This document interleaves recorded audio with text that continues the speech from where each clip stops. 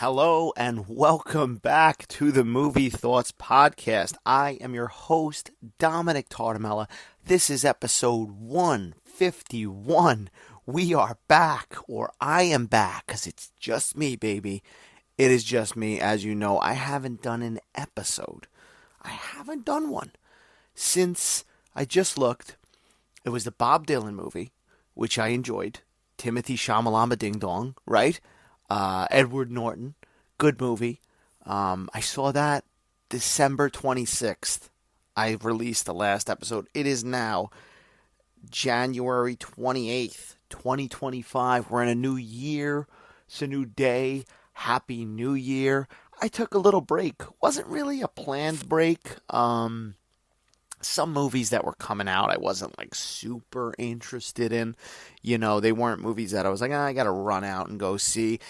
Maybe some life stuff got caught up in there. Maybe some work stuff got caught up in there. But I am back. The Return of the King. Rockahula. That's my Elvis, baby. And if you know that song, then we could talk, because you know the Elvis deep cuts. But yeah. I don't know what's going on. How's everybody doing? As I said, Happy New Year. We're back. Some things, some good stuff, some bad stuff, some annoying stuff. What has been up, everybody? How's everybody doing? Hope everybody's good. Hope the new year's been good. Well, it's almost February. It's almost February already. January's always a funny month when the new year first starts. It feels like it goes by a little slow, January. And then, like, February and the rest of the fucking calendar year, I feel like just fly off. And, yeah, one step closer to being dead. Right now, I know this is why you listen to the podcast. It's a positive podcast. It's like, Tony Robbins, you gotta do your thing, man. You gotta think big. You're making a giant. That guy's a fucking giant. Have you ever listened to Tony Robbins? He's actually pretty good, though. He actually makes you feel pretty good. You know, you feel like you go tackle the world. You know, guy's 10'10". I don't know how big he is, but let's get into some movie stuff. Let's bounce around a little bit. Haven't seen much. This is the first time I'm back in the theater, because I haven't even gone to the theater since the Bob Dylan movie. I don't know. There was a couple movies that came out that I kind of fell off with. Nosferatu was one of them I still haven't seen, which I'm definitely interested in seeing, and I know it's on digital and shit like that. I'll be checking it out at some point. Maybe I'll do an episode at some point, catch up with that. There's also the Wolfman movie, which I was excited for, but then I just heard too much mixed shit. Kind of like the movie Flight Risk, we're going to get into in a minute, which I heard a lot of mixed things about too. But like Wolfman especially, I'm such a fan of the Universal monsters, you know, and I always want them to be able to reboot those movies. You know, they did The Invisible Man a couple years back. Same director, I forget his name, but he did the Wolfman movie, and that Invisible Man one was fine. I didn't love it, but I thought it was decent. It's just like, you know, it doesn't feel like, obviously you got to update these things, right? It's not 1930 fucking one anymore. You got to update Frankenstein, Boris Karloff, Bela Lugosi, Lon Chaney Jr. They're all dead, right? You got to update it for a modern audience. I get it, but I just don't feel, you know, with that movie, I didn't feel the Universal monster vibes that I wanted to feel. You know, like when Claude Rains is playing that character in the original. I get it. It's different times. It's not going to hit the same way. Obviously, they made it more about like a wife getting abused and stuff like that. It was cool. It was a cool spin on it. But especially that these... if it was just a version of The Invisible Man, I'd be like, all right, cool. Like, kind of like Hollow Man. Remember the movie Kevin Bacon? Hollow Man, weird movie. But like if it was like something like that, fine. But being under the Universal umbrella and it being, you know, a Universal monster kind of reboot, I was hoping for something a little bit more. And that kind of like, when I started hearing the negative stuff about Wolfman, I was like, I'll wait. I'm going to see it at some point. Now that I've broken the seal and I've gone back to the movies finally, I will be seeing that at some point. I don't know. I'm going to go in with super low expectations.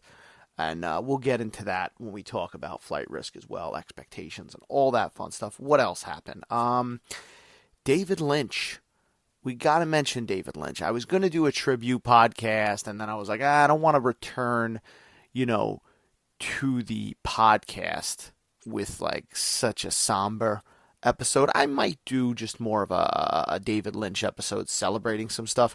I'm currently rewatching Twin Peaks for the first time in a while, so like that may trigger a full-on, David Lynch rewatch. I was gonna watch a couple movies the other day, and then all of a sudden I was like, let me rewatch Twin Peaks. So I started over. But David Lynch, man, one of those directors you either like or you don't. But I feel like as a film lover, even if you don't like his stuff per se, maybe it's, you can't really stomach it. Not from a gore sense or anything like that, but they're very weird, strange movies, varying degrees, some of them. But like, you gotta, as a film lover, you gotta appreciate and you gotta respect the guy's work. I mean, the body of work, whether it be Blue Velvet, Eraserhead, Mulholland Drive, Wild at Heart. What else? He did The Elephant Man, right? He did. I'm forgetting something here. Obviously, Twin Peaks and Twin Peaks: The Return, Inland Empire. I'm just going off the top of my head. Guy just made great movies. Now, some of them, most of them, I'd say, like, don't answer all the questions, right? You're not going to watch it. I was trying to explain to my wife because she hasn't seen really any David Lynch movies. And I've been watching Twin Peaks, and she's kind of been there. She's been in and out of it. She is not like dedicated to rewatching it with me. But like I tried to explain to her that he's a filmmaker where like he doesn't make movies like your traditional movie, right? It's not like Back to the Future, where you're gonna watch like one of the best screenplays ever, as far as like just the way the story progresses to A to B to C to the three acts and finishes with a bow. His movies aren't like that, right? Like some end and you're just sitting there scratching your head. Honestly, a lot of them end and you're just sitting there scratching your head, but he doesn't really go out of his way to explain things. A lot of it's up for interpretation, but like I really loved his movies. His movies really just hit that weird part of me. And I was really like, I remember I want to say it was about a year ago. I think he had announced that he had emphysema, and he was somebody who was active on social networking, and he posted from time to time on YouTube and stuff like that. So when I heard that, I was kind of like, oh, that sucks. And then ultimately, he's dead now. And unfortunately, not even trying to be funny the way I said that, but yeah, what a loss. What a loss, because I forgot if it was Stephen King one time that was talking about authors. I'm definitely going to misquote him, but like, he said something along the lines of like, when an author dies, when your favorite author dies, it's like I don't know if he put it like he said it was like a currency or something, or like it was just something that you couldn't get anymore, right? It's like, yeah, if all of a sudden you couldn't get your favorite soda anymore, or your favorite drink, or your favorite alcoholic beverage, whatever you want to say, but like that's now done, right? Like when you have that happen to a writer, and especially being such a film fan, to a director, like we can't get David Lynch anymore. We could get, similar filmmakers, similar kind of movies that you could watch and be like, oh, that feels like a Lynch movie, but you can't have that anymore. And unfortunately, that sucks. That fucking sucks. There's no other better way to say it. If you've never watched a David Lynch movie, I don't know. I wouldn't start with Eraserhead, because Eraserhead's his first movie. It's very fucking weird. I would honestly say, off the top of my head, I got to rewatch everything to just really get a feel. And like I said, I may do a tribute episode just talking about his movies deeper, going down the Twin Peaks path. I would start with something like Blue Velvet. Honestly, Blue Velvet is somewhat cohesive, and it gets wacky. But you could get a taste of what, David Lynch is, right? And then you get into the wackier stuff a little bit later. Lost Highway was another one I forgot. That's wacky as well. But like when you watch Twin Peaks goes down some weird paths. Then when he did The Return for Showtime, which now in hindsight, thank God that he did The Return, because that was literally 18 episodes, 1 hour each. He directed every episode. And it's fucking mind-boggling. It's weird. It's confusing. It's scary. It's funny. At times it feels like it makes no sense, but like that's Lynch, right? Like that's the great thing about, we talk about on this podcast all the time, and I think Quentin Tarantino actually said something about it today or yesterday about like movies not getting theatrical releases and getting streaming and this and that. There's the pros and cons with it. That's the great thing about like these extended series, whether they be on Showtime, whether they be on Netflix.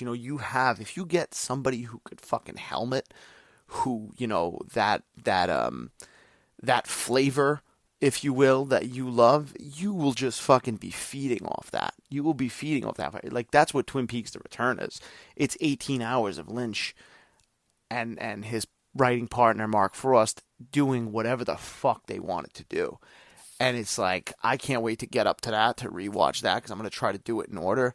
And I'll watch like Fire Walk with Me, obviously the Twin Peaks movie, and I'll lead into that. But don't start with that. If you're a Lynch fan, if you never watched anything Lynch, I would say watch Blue Velvet, see how you feel, and then maybe something like Wild at Heart, Nicolas Cage going crazy. Nicolas Cage is always crazy, so you could get a taste for the flavor of Lynch. But yeah, that's a big loss to the movie world, and as I said, one of my favorite directors. Definitely, made movies that stayed with you, even if it was just like you're thinking about it, you're talking about it, you're reading about it and what it could have meant and this and that. Like that means something when a movie or a TV show could do something. So that's a big loss.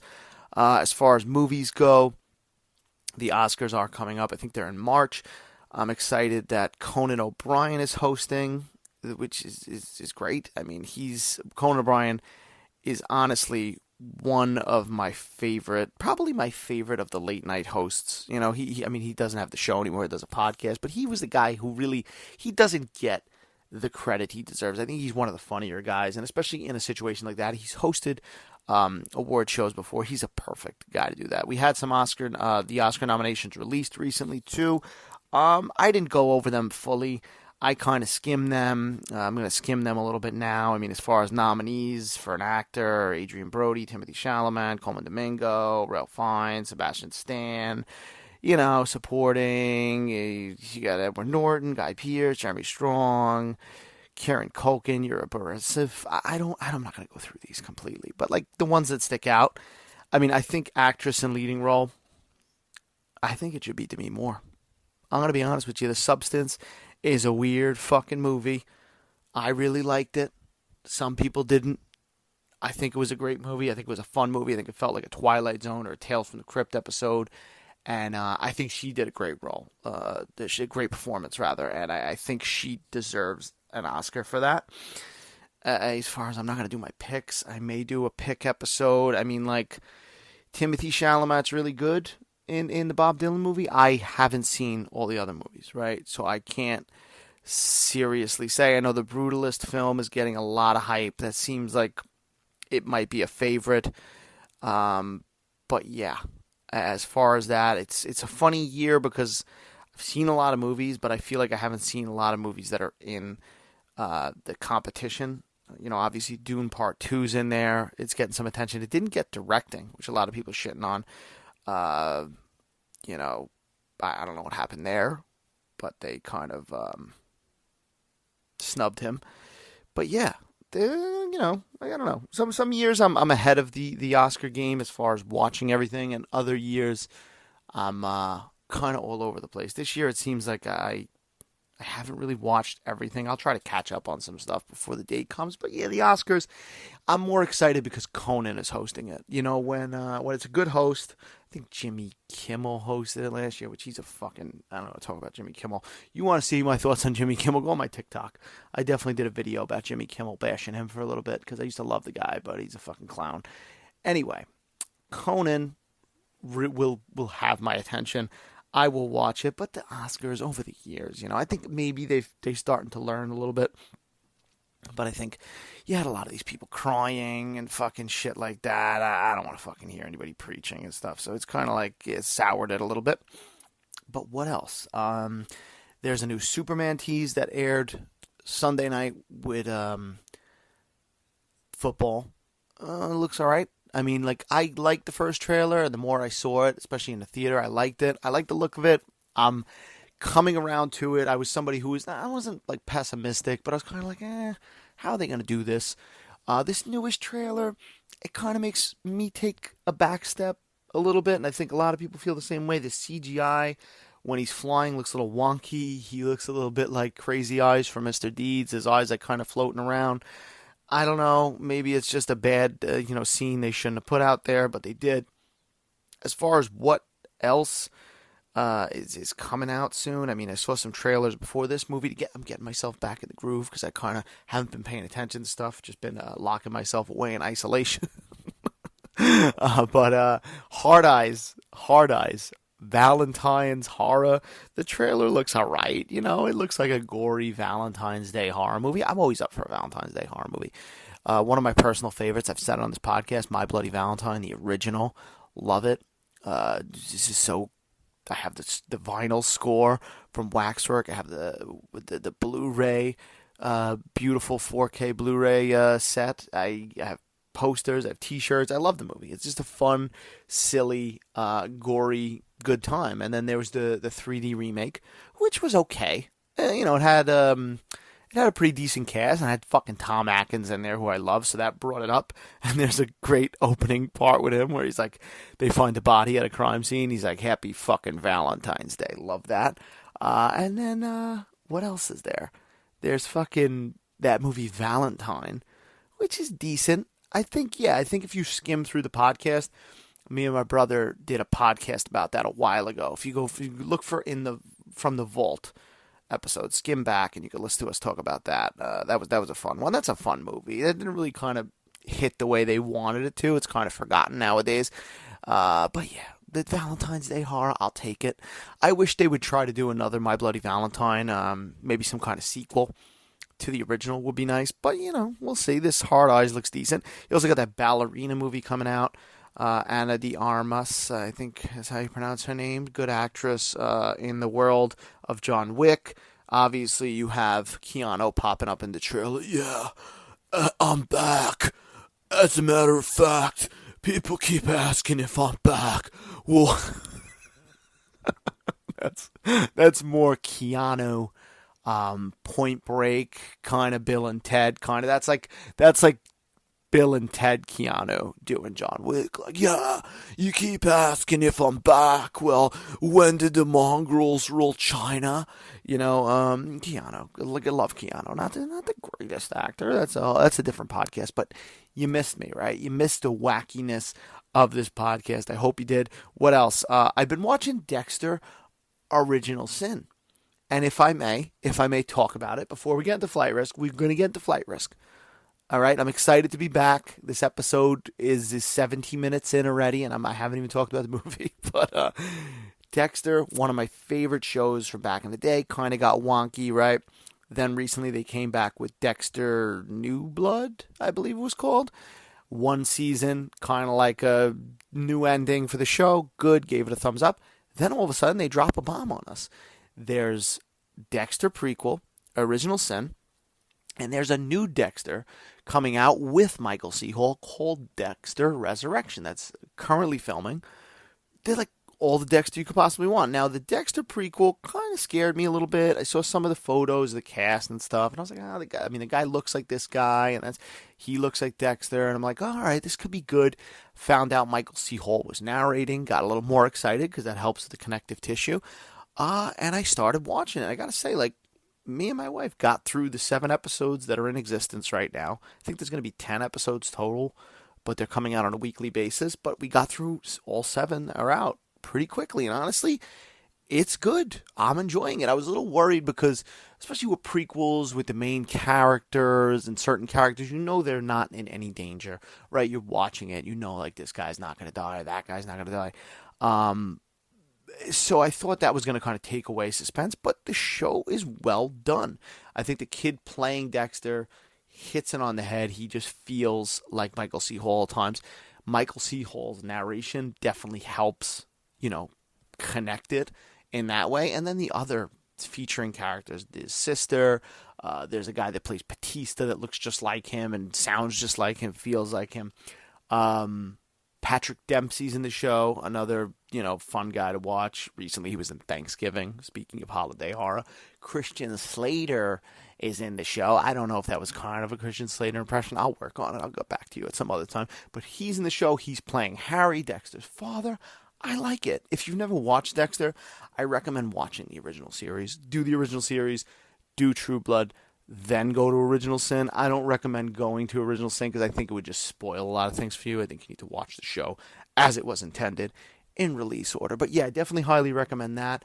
As far as that, if you just want to shit on people, Anthony Mackie was recently talking about Captain America and what the hell is it called? Brave New World, right? And he I don't know, he said some shit about Captain America not, representing America or something. I don't know, some anti-American shit.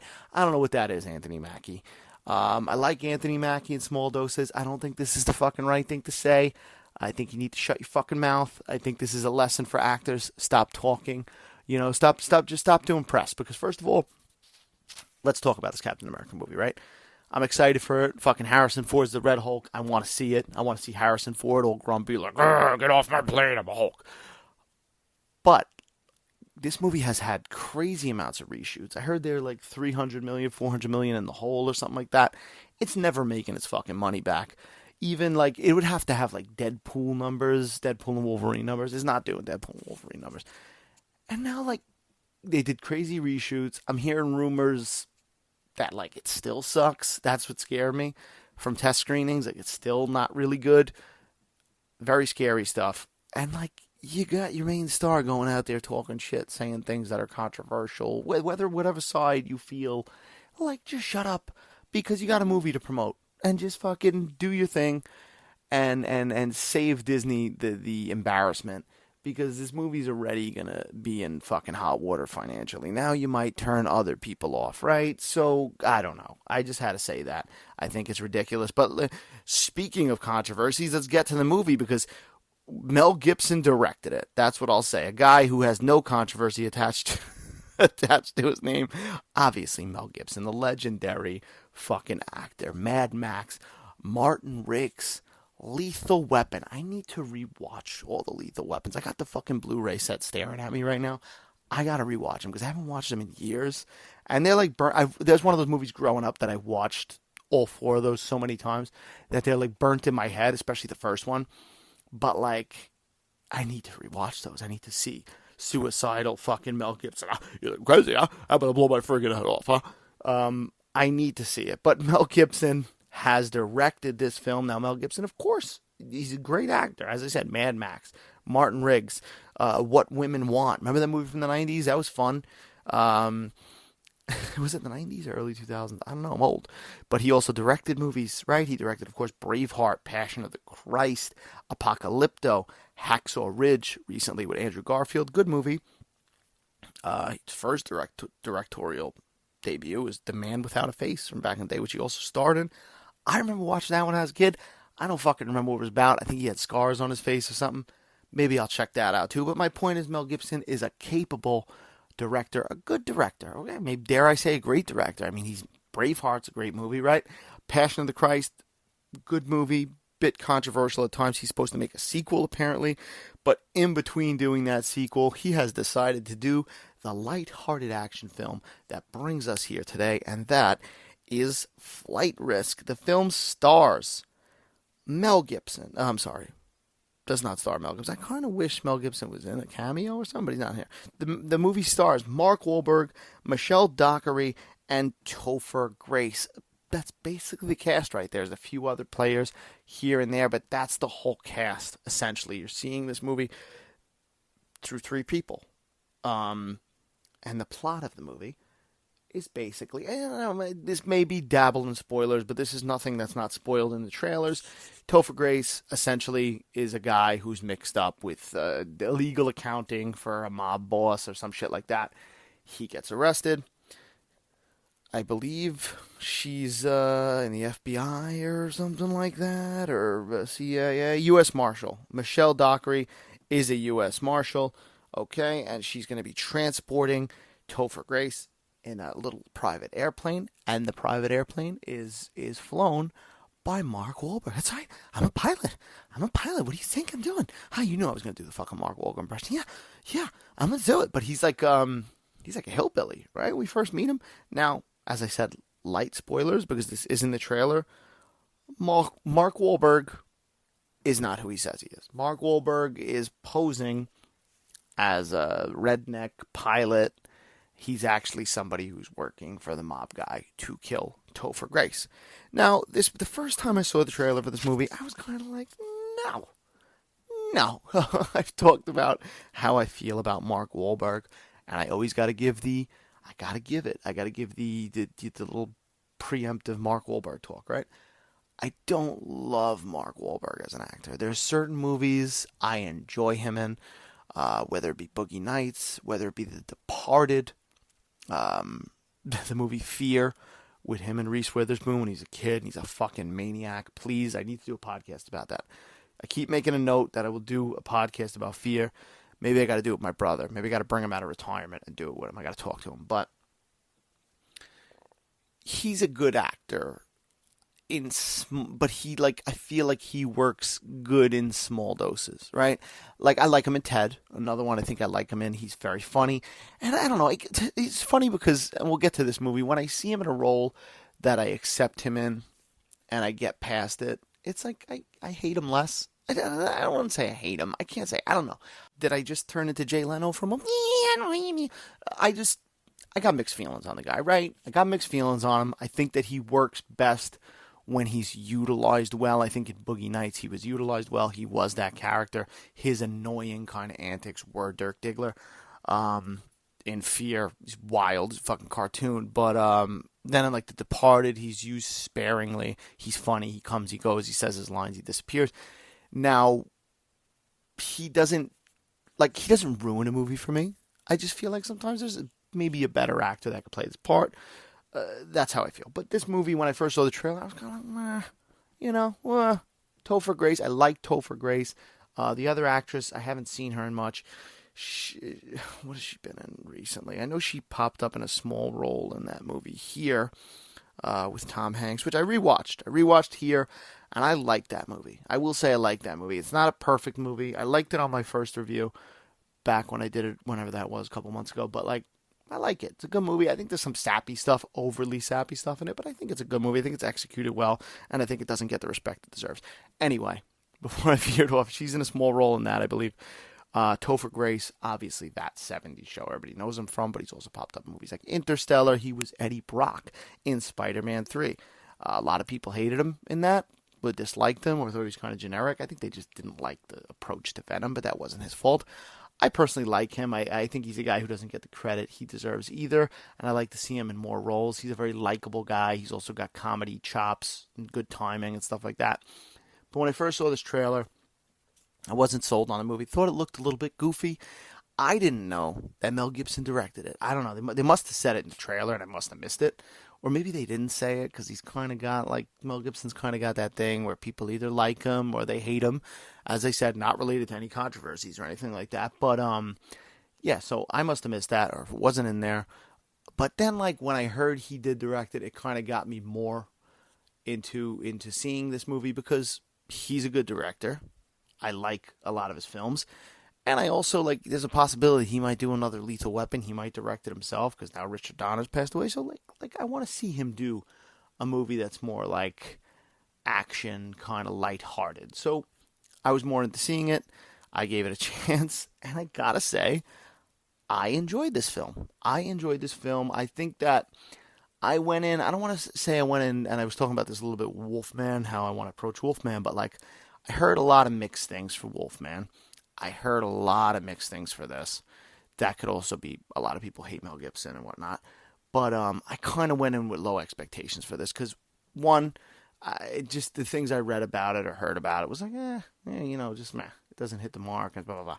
And then me knowing how I feel about Mark Wahlberg a lot of the time, I didn't want to watch this movie and be like, oh my God, I'm sick of Mark Wahlberg. He's a main focus in this movie and this and that.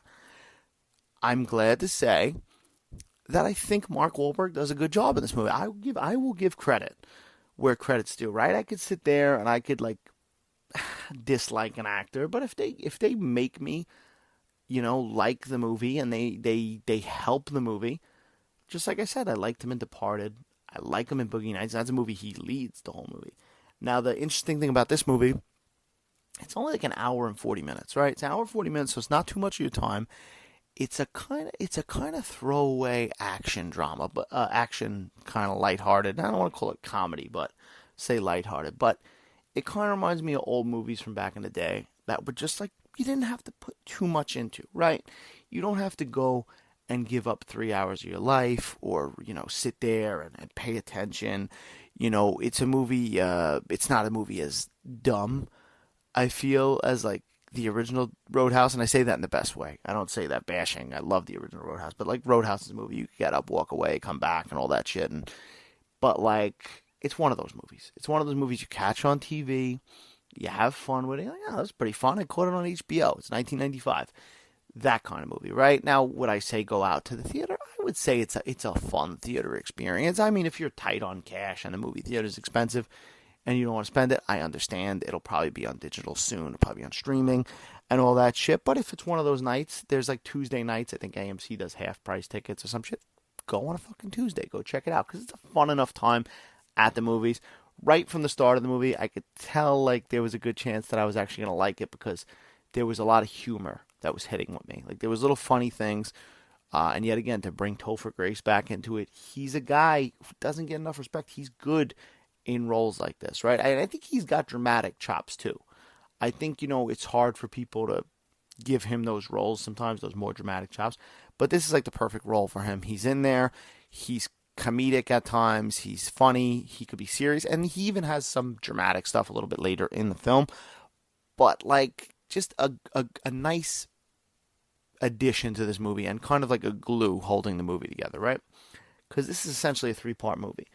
Now, all three of them do a good job working off each other, right? Mark Wahlberg, I had heard prior to watching the movie that his acting was a little bit overacting and stuff like that. And honestly, I didn't even see it like that because when they first introduce him, he's obviously supposed to be like this redneck character, as I said, and he's doing this voice. But you could sum it up also to him as this hitman guy pretending to be somebody. So it's understandable. I think the interesting thing is, now we'll talk about the hairline for a minute. So there's a big reveal. Well, not a big reveal, but like when you find out that he's the bad guy and shit like that, they show that he's bald underneath this hat with hair on it. I think he's wearing a bald cap. I don't think he really shaved his head. I think it was a bald cap kind of situation. But he's essentially got my hairline. I just posted a picture on Twitter, Dom Solo Reels, as I always say at the end of the episode. Go check that out if you want to see that. But yeah, it's pretty funny. And then I actually pre-ordered it because it's so ridiculous. But there's an Amazon exclusive steelbook coming out for the movie. And I pre-ordered it before I went to the movies because I just was like, you know what, let me get it secured. If I like the movie, if I don't like the movie, I'll cancel it. But I'm going to keep it, I think. But it's the slip cover is like the removable hat with the hair from Mark Wahlberg. Go check it out. It's ridiculous. But yeah, him with a hairline like that, pretty funny. But as I was saying, the interesting thing, even though Mark Wahlberg is this title, character in this movie, one of the main stars of the three in this movie, the main focus, he's on the posters and shit like that. He kind of like, the thing I think that worked out in my benefit for how I feel about Mark Wahlberg is he's kind of silenced here and there through the movie, right? He's very active, and then maybe they have him tied up or something like that, and he's not really in the frame, and there's other shit going on. So as much as you're in this plane throughout the whole movie, and that's another thing I got to give them credit for. You're in this little tiny plane the whole movie basically, and it doesn't really get boring. There's a lot of suspense with the crashing of the plane and trying to fucking land it and all this other shit. And obviously there's some action sequences on the plane. Mark Wahlberg trying to kill them and stuff. But like, I think they, for being in one place, one location the whole time, they do a good job. Gibson does a good job of making this movie work. I think there's enough funny moments in this movie. It does have some silly moments as well, but to me, I know maybe for some other people it got like a little bit overboard. It didn't really feel like that way for me. Even the silly stuff, I think it worked. I think Mark Wahlberg's a piece of shit in the movie. He plays a good piece of shit in this film.